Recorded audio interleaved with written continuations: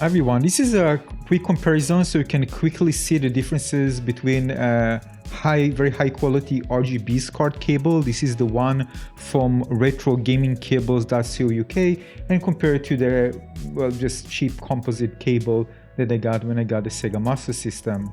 Right, this view is from my 14-inch Sony Trinitron CRT display.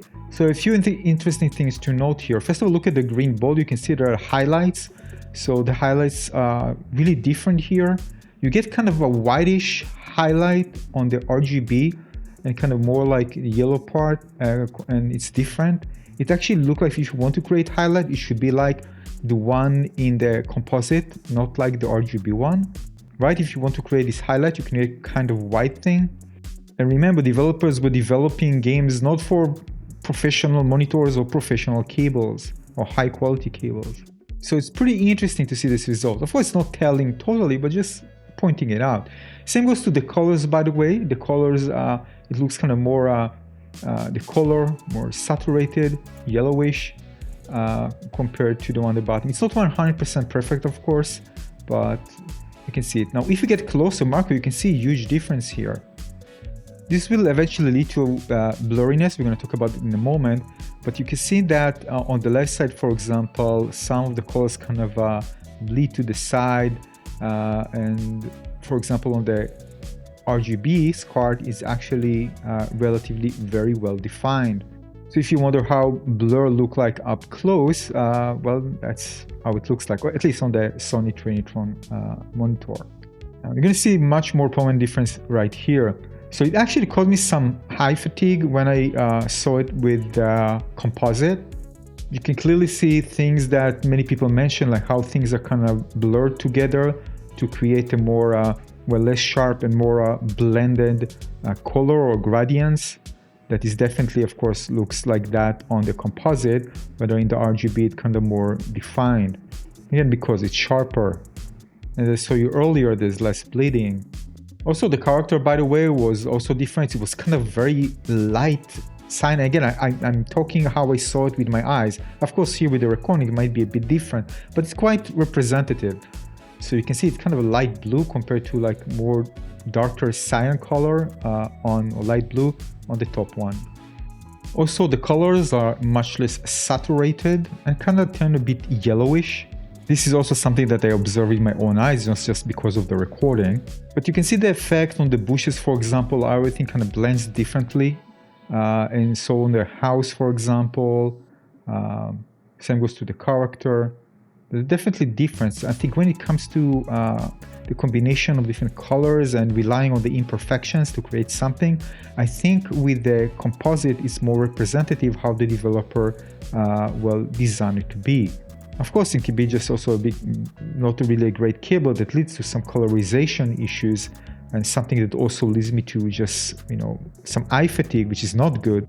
And of course, cables can be, depends on the cable. So maybe this one's just not great. For what it can do. Now, getting a macro shot a bit closer, it's going to be pretty telling, as you can see. You can see the stabilization of the lights, for example, compared to the RGB SCART. It's actually more stable again on the RGB SCART. You can also see that the reds are kind of off a bit. This kind of I don't know what to call it, kind of a orangey effect. Something there, probably the bleeding of the colors lead to kind of weird colors.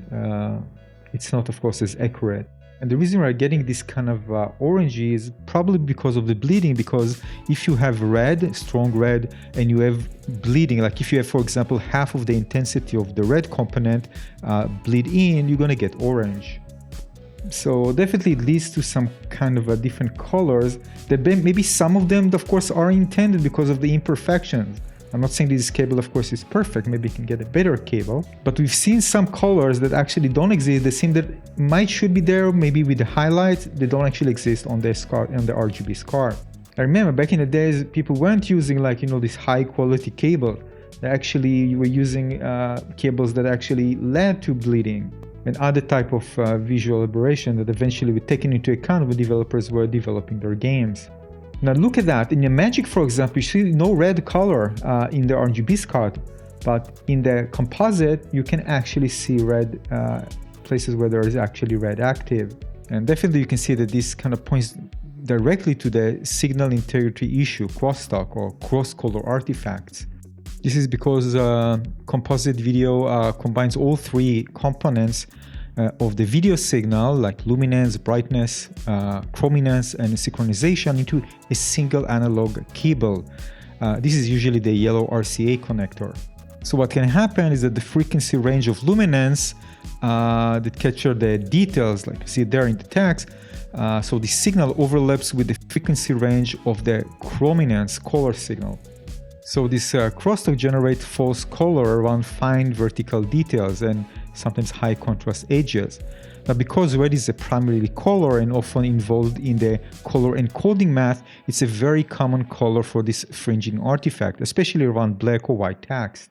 So if you see in your game, for example, this kind of a blurry rainbowing effect or kind of fringing, again, this is most probably the result of that. But it's important to know that it's actually show faithfully the inherent artifacts of the composite signal. Now, it's worth mentioning the developer, well, they didn't try to account for inconsistent flaws, right? They learned to exploit the consistent inherent properties of composite video standard itself. Now, I don't know about you, but the bottom one actually looks correct when it comes to this spots, right? It looks kind of lead on the composite, whether on the SCART RGB at the top, it doesn't. Look how smooth it is. Just seems like it should be like the one, the bottom, not the composite, not the one like the SCART RGB. The way it's actually smoothed out, the highlights, the round the top, the lead part, even the highlights on the heart, for example. It just looks like it should be like the composite one, and actually very limited the way it actually the highlight looks on the RGB SCART. Same goes to the axe, for example. Look how actually beautiful it looks on the composite, kind of relatively slimmer, but it gives kind of a rounded look, where the composite looks kind of thick. It doesn't really look like it should be like that. Even the shadows are represented better when they connect to the stick compared to how it looks at the top. It just looks better, in my opinion. I mean, better in a way well, that's probably how it should have been. Any thoughts about that? But I can tell you in this particular task that I did, it wasn't really a good experience. Also, the character kind of blend in with the background. I don't know, because of the you see the blacks, they kind of appear like kind of grayish, and it was kind of more the cyan kind of more bright, so it also blended. It was not good experience, even following the character. But overall, it just was eye fatiguing. I'm telling you straight away. So though personally, I really like how the gradients look on the house, for example, on the bush, on the highlights. It seems kind of it's more like intended to be like that, which is pretty important if you consider the fact that this is again 240p, and this is also on a small display where everything kind of more compressed, right?